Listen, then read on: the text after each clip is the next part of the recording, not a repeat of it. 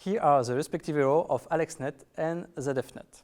The dataset is ImageNet that we have seen before, a classical dataset containing a large number of images with various labels. As you can see in the last line, if you combine correctly several ZFNet, you obtain a smaller error than that of AlexNet. Besides, you have a smaller number of parameters since the filters are smaller. Thus, ZFNet is faster to train and faster for computing predictions at test time. Finally, the methodology developed in ZFNet, the Convolutional approach, can be used to understand many networks and not just AlexNet. Some interesting remarks on occlusion can be found in the ZFNet paper.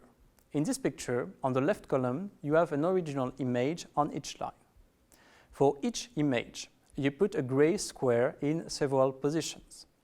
Then, in the second column, you consider a given feature map in the fifth layer, and you display the total activation of this feature map when the occluded image, the image with a gray square, is taken as input by the network.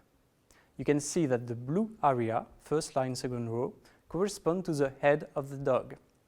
It means that when the gray square is on the dog face, the activation of the feature map drops significantly compared to other positions of the gray square. Therefore, this feature map must somehow detect the dog face. The third column displays a stylized image built upon the activation of the given feature map. The black highlighted square displays a stylized image for each picture on the left. It allows us to see the areas that activate the feature map. In our example, it is a dog face.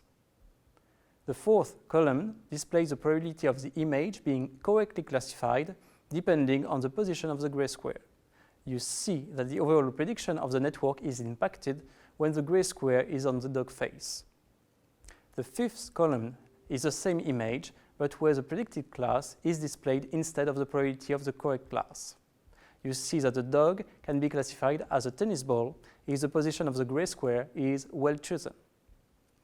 This type of analysis is useful to understand what each layer does and how the predictions are impacted by variations in the input images, occlusion, but also pixel perturbations.